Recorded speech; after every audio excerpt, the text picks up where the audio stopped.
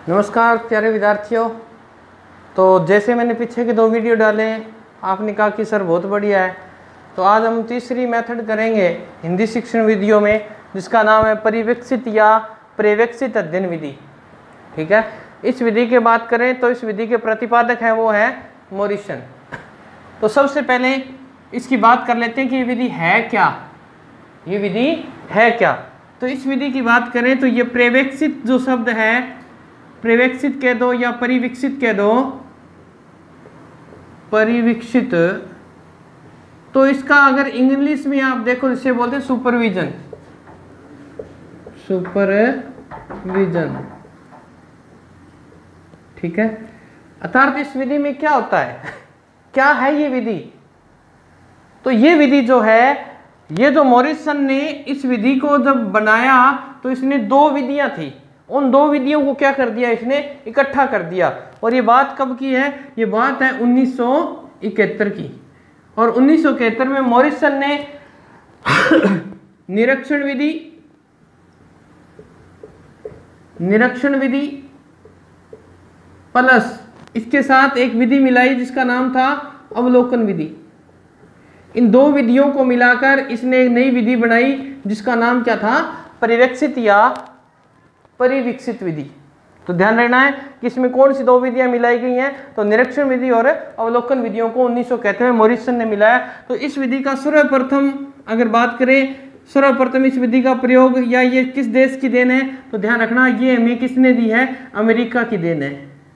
ठीक है, अमेरिका में इस विधि का सर्वप्रथम प्रयोग किया गया, इसीलिए इस विधि को अमेरिका की देन मानते हैं। ठीक है, तो इतनी बात क्लियर हुई। इस विधि के प्रतिपादक कौन है? मॉरिसन। मॉरिसन ने क्या किया? 1971 में निरीक्षण विधि प्लस उसके साथ कौन सी विधि मिला दी? अवलोकन विधि, और उसे नया नाम दे दिया परिवेक्षित या। ठीक है, तो इस शब्द को अगर तोड़ेंगे तो परि निकलेगा। परि का अर्थ चारों ओर, और एक्सित का मतलब देख रहे हैं, चारों ओर आप देख रहे हो और बालक काम कर रहा है। तो इस विधि की अगर मैं एक लाइन में बात करूं तो इस विधि में क्या होता है? शिक्षक के परिवीक्षण होता है देख रेख में। शिक्षक के परिवीक्षण में विद्यार्थी स्वाध्याय अधिगम करते हैं। इस विधि का अर्थ है ये, अधिगम करते हैं। आपको ध्यान रखना है, अध्यापक खड़ा रहेगा, अध्यापक की देख रेख में बालक क्या करेंगे? खुद पढ़ेंगे, खुद अध्याय करेंगे, उस पाठ का खुद याद करेंगे। तो देखो, निरीक्षण का अर्थ क्या होता है?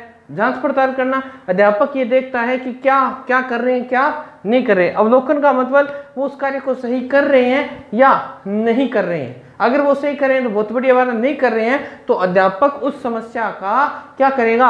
अध्यापक उस समस्या का निदान करेगा कि इस कार्य को कैसे गलत करें, समस्या का क्या लगाएगा, पता लगाएगा, और फिर उस समस्या का क्या करेगा? समाधान करेगा। तो ये इस विधि में बालक खुद करता है। इस विधि में कार्य कौन करता है? बालक करता है। तो ये विधि मनोविज्ञान का एक सिद्धांत है, करो वह सीखो सिद्धांत। मनोविज्ञान का सिद्धांत है, करो वह सीखो सिद्धांत पर कार्य करती है। मनोविज्ञान के कौन से सिद्धांत पे? करो वह सीखो सिद्धांत पे कार्य करती है। इसीलिए ये विधि कौन सी है? मनोवैज्ञानिक विधि है। और आपको मैंने एक दिन सीधा फॉर्मूला बताया था कि मनोवैज्ञानिक विधि की पहचान कैसे करनी है, कि जिस विधि में बालक क्रियाशील हो, बालक कार्य कर रहा है, अध्यापक तो सिर्फ देख रहा है, तो वो विधि क्या कहलाएगी? मनोवैज्ञानिक कहलाएगी। ठीक है, तो ये इतनी बातें हुई कि इस विधि में अध्यापक कोई समस्या आ जाती है बालक की, तो उस समस्या का क्या करता है? निदान, या समस्या का पता लगाता है कि क्या नहीं आ रहा बालक को, क्यों नहीं आ रहा। ये लगाने के बाद उस समस्या का क्या कर देता है? उपचार, यानी समस्या का समाधान कर देता है। दोनों शब्द अलग अलग हैं, आपको पिछली वीडियो में मैंने बता दिया था। अब करो वह सीखो सिद्धांत पर था कि क्या हो गई? मनोवैज्ञानिक विधि है। इतनी बात हुई अपनी। ठीक है, इस विधि में निरीक्षण और अवलोकन दोनों ही काम होते हैं। अध्यापक देखता भी है सही कर रहे हैं या नहीं कर रहे, अवलोकन करता रहता है, इधर उधर घूमता रहता है। दोनों विधियों को मिला दी और क्या बन गई? परिवेक्षित विधि बन गई। समझ में आ गई ये बात? ठीक है, तो इसके अंदर आप लिखना चाहें तो ये लिख सकते हैं कि छात्र क्या करता है? स्वयं अध्ययन करता है। अध्यापक क्या छात्र क्या करेगा, स्वयं अध्ययन करेगा। ओके, पहला। फिर इसके बाद में क्या होगा, छात्र जब स्वयं अध्ययन करेगा तो छात्र के सामने क्या आएगी, समस्या, और उस समस्या का समाधान कौन करेगा, छात्र खुद करने का प्रयास करेगा। पहले छात्र स्वयं अध्ययन करता है और समस्या का समाधान करने का क्या करता है, प्रयास करता है। अगर उससे समस्या का समाधान नहीं होता है तो छात्र के सामने जो कठिनाइयां या समस्या आ रही है, छात्र के सामने जो कठिनाई या समस्या आ रही है, समस्या आएगी तो उसका क्या करेगा अध्यापक, उसका करेगा निदान पहले तो, और फिर उसका क्या कर देगा, उपचार। समझ में आई बात। जैसे इस विधि में कोई भी बालक है वो खुद क्या करेगा, अध्ययन करेगा। कोई भी चैप्टर, कोई भी विषय वस्तु दे दी जाए उसका खुद अध्ययन करेगा। जब उसके सामने समस्या आएगी तो उसका समाधान करने का प्रयास वो पहले खुद करेगा। फिर भी अगर समस्या का समाधान नहीं हो रहा है तो उस कठिनाई या समस्या का समाधान कौन करेगा, अध्यापक करेगा। और उसका पहले अध्यापक क्या करेगा, निदान करेगा, और फिर क्या करेगा, उपचार करेगा। ठीक है। और ऐसा करने के लिए अध्यापक, यहां लिख देता हूं, शिक्षक, समस्या का समाधान करने के लिए शिक्षक छात्र को निर्देश, ठीक है ना, छात्र क्या करता है, निर्देश देता है और उसका क्या करता है, निरीक्षण करता है। ओके, निर्देश देकर निरीक्षण करता है। समझ में आ गई बात कंसेप्ट क्लियर हुआ। दोबारा करवा देता हूं। परिवेक्षी शब्द में देखो, परि का अर्थ होता है उपसर्ग है चारों ओर। एक चीज का मतलब देख रहा है, अवलोकन कर रहा है। देखने का मतलब क्या है, अवलोकन कर रहा है, चारों ओर देख रहा है, अर्थात हर चीज की जांच पड़ताल कर रहा है। वही तो परिवेक्षित विधि है। और इस विधि में देखो, बालक खुद अध्ययन करेगा, उसके सामने समस्या आएगी, समाधान करेगा। फिर जो भी समस्या आएगी, कठिनाई आएगी तो अध्यापक उसका क्या करेगा, निदान यानी समस्या का पता लगाएगा, और फिर समस्या का क्या कर देगा, उपचार कर देगा। फिर अध्यापक क्या करेगा, अध्यापक छात्र को क्या करेगा, निर्देश देगा, और निर्देश देकर उसका क्या करेगा, निरीक्षण करेगा। तो ये विधि क्या है, इस तरह से कार्य करती है। ठीक है। अब इसकी परिभाषाएं बहुत हैं, पर पेपर में जो सबसे ज्यादा पूछी जाती है उस परिभाषा की बात कर ले तो पेपर में पूछी जाती है किसकी, वाइनिंग की। वाइनिंग एंड वाइनिंग, बाइनिंग एंड बाइनिंग बहुत ही महत्वपूर्ण परिभाषा है। 100% पता नहीं कितने एग्जामों में पूछी गई है। आपको इस परिभाषा को समझना है और इसके 2 शब्द बता दूंगा, वो पकड़ लेना आप, और वही पेपर में मिलेंगे, क्योंकि वो शब्द इसके मूल आधार है। ठीक है। तो बाइनिंग एंड वाइनिंग क्या कहते हैं, इस विधि में ये कहते हैं कि परिवेक्षित या निर्देशित, बात तो एक ही है, परिवेक्षित या निर्देशित से हमारा आशय, निर्देशित से हमारा आशय यह है कि अध्यापक द्वारा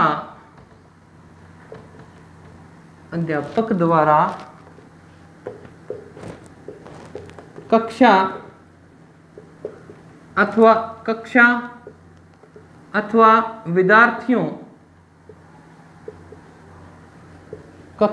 अथवा विद्यार्थियों के समूह के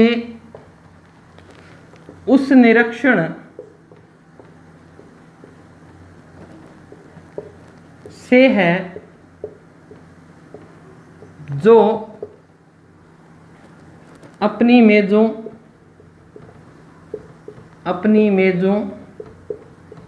व डेस्कों पर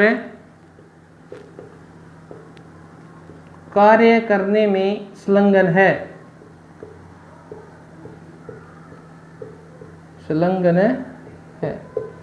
ये परिभाषा है।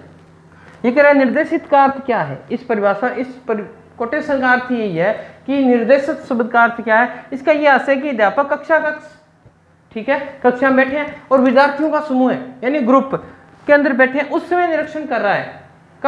निरीक्षण कब कर रहा है अध्यापक, जब बच्चे कक्षा में बैठे हैं और अपना स्वाध्याय कर रहे हैं, पढ़ रहे हैं, तो वो अपनी मेजों पर क्या कर रहे हैं, मेज पे बैठे हैं या डेस्कों पर बैठे हैं, उस समय अपने कार्य में संलग्न है, तो वो देख रहा है कि क्या कर रहे हैं, क्या सही कर रहे हैं? तो ये क्या है, अवलोकन और निरीक्षण दोनों ही है। तो ये परिभाषा बहुत बार पूछी गई है। इसको कैसे याद करें? इसमें दो शब्द याद करने हैं आपको, मेज और डेस्क, और किसी की परिभाषा में ये शब्द नहीं आए हैं। तो ध्यान रखना, मेज और डेस्क। जो मेज और डेस्क होते हैं वो टूट जाते हैं तो हम क्या कराते हैं, उसकी वाइंडिंग करवाते हैं। वाइंडिंग से याद कर लो, बाइंडिंग, वाइंडिंग करवाते हैं ना, सिलवात, उसके प्लाई वगैरह लगाते हैं, कील वगैरह, उसकी वाइंडिंग ही तो हो गई, सुधार करवाना। तो मेज और डेस्कों का क्या करवाते हैं, सुधार करवाते हैं, यानी वाइंडिंग करवाते हैं, ऐसे याद रख लो। तो एक परिभाषा तो ये है जो महत्वपूर्ण है मेरी दृष्टि में, पेपर की दृष्टि में ये परिभाषा बहुत महत्वपूर्ण है। दूसरी परिभाषा की बात करें, एक भारतीय विद्वान हुए हैं, उनकी परिभाषा भी बहुत ही महत्वपूर्ण है। उनकी परिभाषा मैं आपको करवा देता हूँ।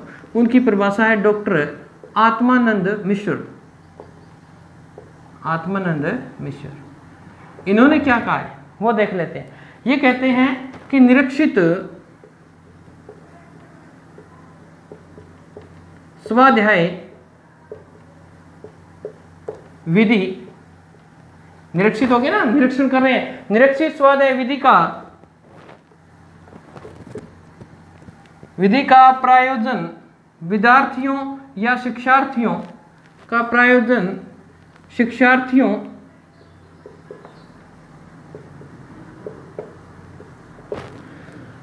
को सुचारू रूप से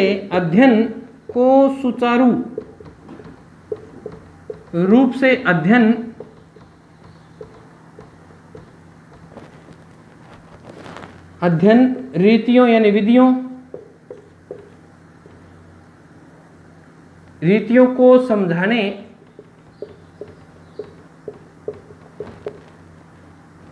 व उन रीतियों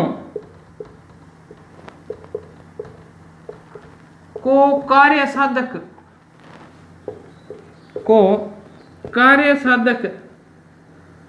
ढंग से प्रयोग करने में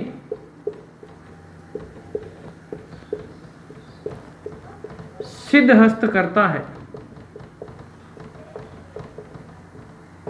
ये परिभाषा इसकी बहुत महत्वपूर्ण है। ये परिभाषा भी भारतीय दृष्टिकोण से देखें तो क्या करे, स्वाध्याय विधि सीधी सी अर्थ है, स्वाध्याय का अर्थ है आत्मा। किसका अध्ययन करना है, खुद का, और खुद में क्या आती है, आत्मा। तो स्वाध्याय विधि का प्रयोजन शिक्षार्थियों को सुचारू रूप से, इस विधि में क्या कहते हैं कि अध्यापक बालक को देखता रहे और बालक खुद अपने पैरों पे क्या हो जाए, स्टैंड हो जाए। बस यही तो बात है। बालक को खुद को क्या करना है, प्रिपेयर करना है। हर समस्या का समाधान करने के लिए बालक खुद किसी दूसरे पे डिपेंड न रहे। विद्यार्थी को सुचारू रूप से क्या करना है, अध्ययन की विधियों को समझाना है कि कैसे पढ़ना है, अगर त्रुटि हो रही है उसका समाधान कैसे करना है। वही तो है, रीतियों के कार्य को साधक ढंग से प्रयोग करने में क्या करता है, सिद्धहस्त करता है। इसमें एक ये शब्द पकड़ लें आप, सिद्धहस्त। सिद्ध किसको करना है, आत्मा को करना है कि मैं सही हूं कि नहीं हूं। तो इस शब्द को पकड़ ले और ये याद रह जाएगा कि आत्मा, ये पेपर में आएगा सिद्धहस्त करना। सिद्धहस्त का अर्थ है आत्मानंद। किसको सिद्धहस्त करना है, अपनी आत्मा को सिद्धहस्त करना है कि मैं सही हूं या गलत हूं। ठीक है, फिर इस विधि की बात करें कि इस विधि के अंदर बहुत सारे अन्य विद्वानों ने अपने विचार दिए। ठीक है, परंतु विचार देने से पहले बात करें कि प्रवेक्षित विधि के कितने चरण हैं। तो ध्यान रखना, इसके 4 चरण है या 4 सोपान है। वेरी वेरी इंपॉर्टेंट प्रश्न बन सकता है कि इस विधि के कितने सोपान हैं। तो इस विधि के 4 सोपान है। पहले तो सबसे पहले क्या करना है आपको, सबसे पहले करना है अध्ययन कार्य का आवंटन। अध्ययन कार्य का आवंटन, कि जो कार्य है वो बच्चों में बांट दिया जाए। सबसे पहले आपको ये कार्य करना है, अध्ययन कार्य का क्या कर दो, आवंटन कर दो, बांट दो कि क्या पढ़ना है आपको। 2 नंबर की बात करें कि अध्ययन कार्य करने के बाद क्या करना है, तो आपको बालकों को क्या देनी है, अध्ययन हेतु निर्देश देने हैं कि आपको इस कार्य को ऐसे ऐसे करना है। आपने निर्देश दे दिए, ये लो निर्देश दे दिए। नंबर 3 की बात करें कि नंबर 3 में कौन सा चरण बताते हैं। नंबर 3 बताते हैं विद्यार्थियों को स्वाध्याय, यानी खुद पढ़ना है बेटा, किसी की सहायता नहीं लेनी है। स्वाध्याय एवं शिक्षक को पर्यवेक्षक, शिक्षक का पर्यवेक्षण, तीसरा चरण ये होता है इस विधि का। और नंबर 4 की बात करें, नंबर 4 में होता है पुनरावृत्ति प्रश्न। पुनरावृत्ति प्रश्न व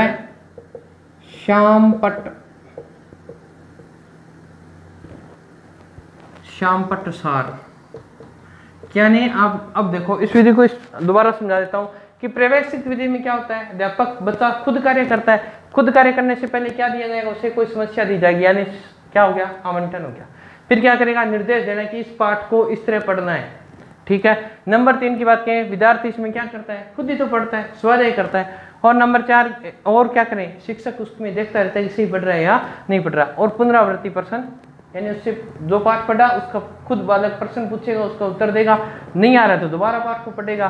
और श्यामपट्ट सार, लास्ट में उस पर अध्यापक उस पाठ का सार लिख देता है। इतना ही काम होता है। पर इस विधि की बात करें हिंदी में ये कहाँ काम आती है, तो देखो हिंदी के अंदर इस मेथड से आपको गद्य में निबंध आ सकते हैं, सब कुछ आ सकता है, ठीक है ना। गद्य और कहानी दोनों, कहानी में इस विधि का प्रयोग किया जाता है।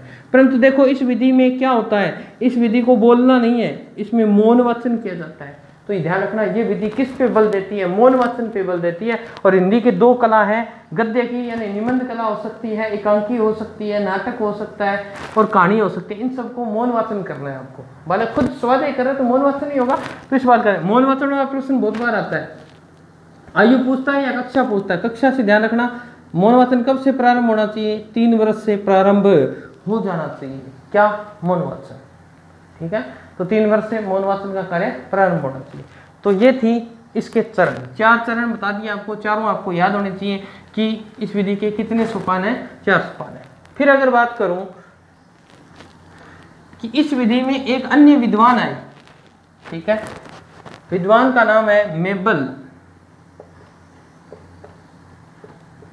सिप्सन। मेबल सिप्सन आए इस विधि के अंदर, और मेबल सिप्सन ने आके बताया कि ये जो विधि है इसमें 90 मिनट का समय लगता है। और उन्होंने 90 मिनट की क्या बना दी, समय सारणी बना दी। तो पूछ सकता है किस विधि में मेबल सिप्सन ने 90 मिनट की समय सारणी प्रस्तुत की, तो किसने की, परिवेक्षित विधि के अंदर ये सारणी प्रस्तुत की गई है। और इन्होंने जब अपनी जो इन्होंने थ्योरी दी उसमें इन्होंने नाम दिया है परिवेक्षित विधि को निरीक्षित अध्ययन विधि।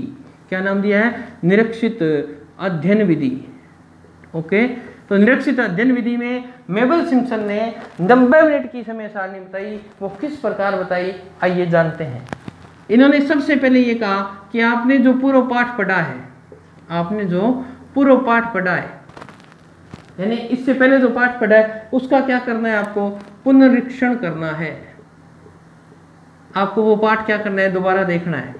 इसके लिए आपको कितने मिनट का समय दिया जाए, इसको आपको 25 मिनट का समय दिया जाए। जो चीज आपने पहले पढ़ी है उस पाठ को पढ़ने के लिए आपको कितने मिनट का समय है, 25 मिनट का समय है। नंबर 2 की बात करें, नंबर 2 में क्या करना है, अब बालक को कार्य का निरीक्षण करना है। जो बालक ने कार्य किया है उसका कि मुझे क्या कार्य करना है, क्या कार्य करना है, उसके लिए कितनी मिनट है, 25 मिनट, ठीक है।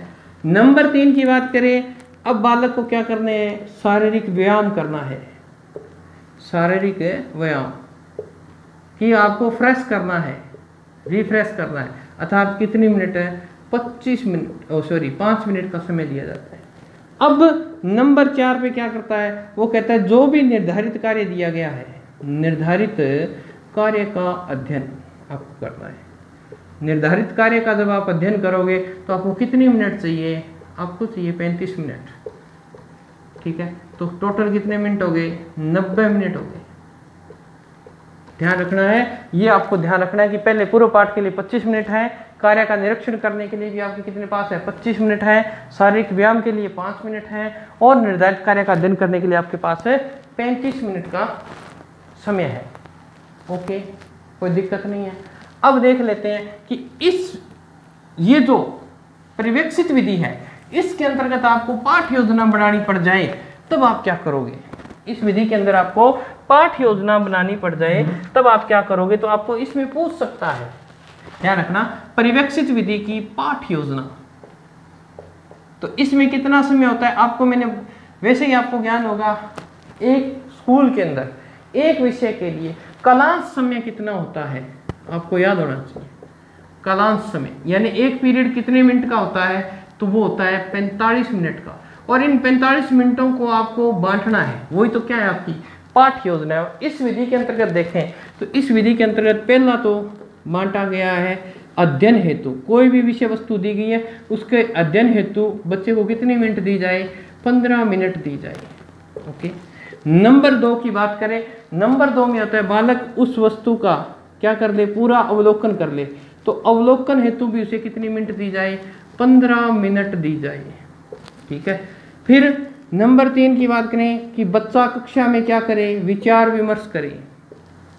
कक्षा विचार विमर्श समय कितना दिया गया है, वही 5 मिनट का समय दिया गया है। ठीक है, कक्षा के लिए। और फिर बालक को क्या करना है, बालक को जो विषय वस्तु दी गई थी उसका क्या करना है, प्रस्तुतिकरण करना है। और प्रस्तुतिकरण के लिए देख लो 30 और 5 35 कितने मिनट बच गए, 10 मिनट।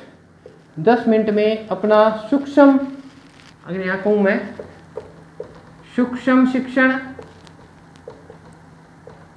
प्रस्तुत करना है, पूरे पाठ का सार बताना है आपको लास्ट में प्रस्तुतिकरण में। और जो सिम्पसन ने बताया था वो बताया था द्रुत शिक्षण, तो दोनों इसी के अंतर्गत आते हैं, सूक्ष्म शिक्षण और द्रुत शिक्षण।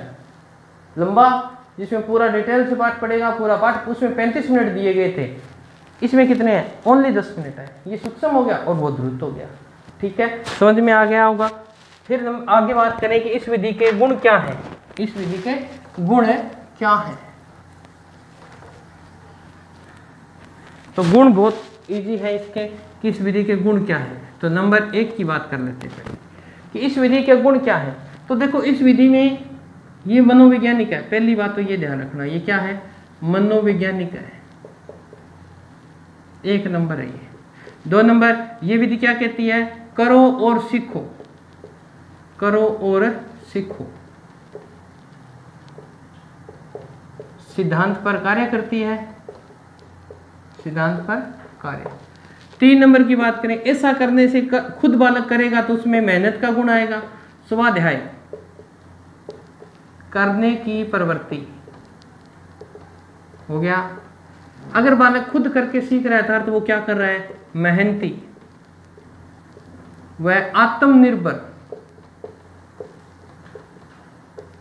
बनने के गुण। 5 नंबर की बात करें तो इसके अंदर ये किसके लिए उपयोगी है, देखो ओनली किस बालकों के लिए उपयोगी है, ये कमजोर। कमजोर का अर्थ अगर लेना चाहिए तो मंदबुद्धि भी हो सकता है, पिछड़े बालक भी हो सकता है। अगर ये समझ में टॉपिक का नहीं आ रहा है तो आपका YouTube पे जाए मेरे राइज वर्ल्ड पे, उस पे आपको ये सारे वीडियो प्रोवाइड है, वहां देख सकते हैं। तो कमजोर बालकों के लिए ये उपयोगी है,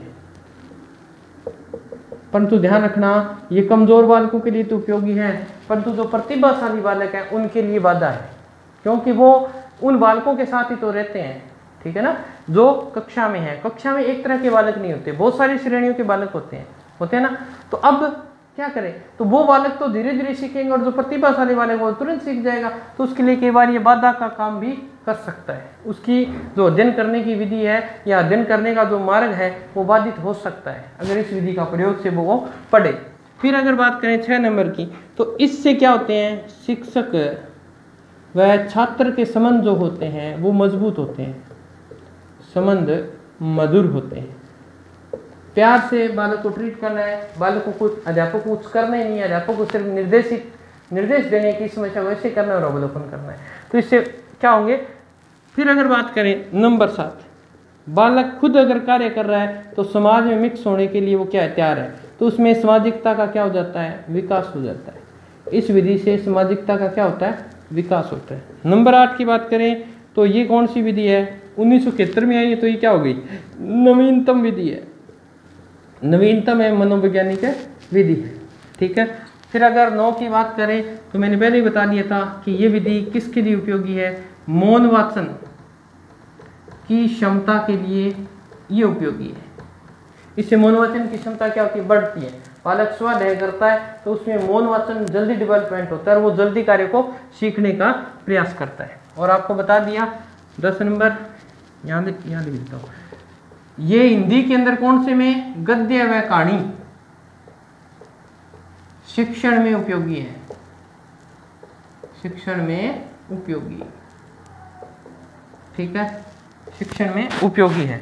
अब अगर बात करें इस विधि के अंतर्गत, ये आगे इसके गुण, इस विधि के क्या आ गई है, गुण आ गए, ठीक है। अब इसकी बात कर लेते हैं दोषों की, इसके दोष क्या है, इस विधि के दोष, इस विधि के दोष क्या है। तो देखो नंबर 1 है, इस विधि में समय क्या लगता है, अधिक लगता है, समय क्या लगता है, अधिक। अगर समय अधिक लगेगा तो क्या पाठ्यक्रम पूरा हो जाएगा, नहीं होगा, पाठ्यक्रम समय पर पूरा नहीं होगा, समय पर पूर्ण नहीं होगा। अगर समय अधिक लगेगा तो पाठ्यक्रम समय पर कभी पूरा नहीं हो सकता, समय अधिक लगता है। तो 2 नंबर की बात करें तो इस विधि का प्रयोग करने के लिए आपको कैसे अध्यापक चाहिए, अनुभवी।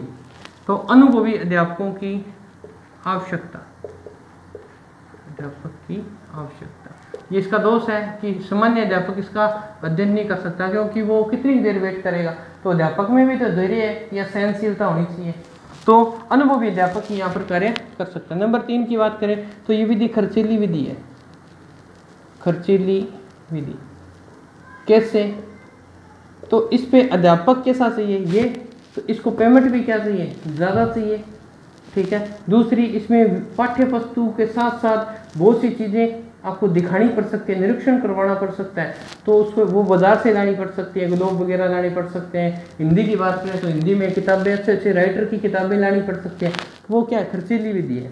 नंबर 4 की बात करें, ये इसका दोष है कि कुशागर, ये मैंने आपको पहले ही बताया था कि कुशागर बुद्धि के बालकों के लिए, बुद्धि के बालकों के लिए बाध्य, सॉरी, कुशागर बुद्धि बालकों के लिए लाभदायक नहीं है, ये लाभदायक नहीं, उनके मार्ग में बाधा आ जाती है, उनके पढ़ने का जो गति है वो क्या होती है, धीरे धीरे मंद होती जाती है और वो पिछड़ जाता है, ये पिछड़े बालक में आ जाता है। नंबर अगर बात करें तो ये कौन सी कक्षाओं के लिए उपयोगी नहीं है, तो ये छोटी कक्षाओं के लिए विधि उपयोगी नहीं है, छोटी कक्षाओं के लिए यानी प्राइमरी सेक्शन के लिए विधि उपयोगी नहीं है, के लिए उपयोगी नहीं है, ठीक है दोस्तों। ये आपके इस विधि के प्रमुख गुण, दोष, सब कुछ करवा दिया आपको। तो मिलते हैं नेक्स्ट वीडियो में, तब तक अपने आप को सुरक्षित रहें, घर पर रहें और बाहर न निकलें। इस महामारी में हम आपके साथ हैं, आप भी दूसरों का साथ दें। तो जय राजस्थान, जय भारत, मिलते हैं नेक्स्ट वीडियो में।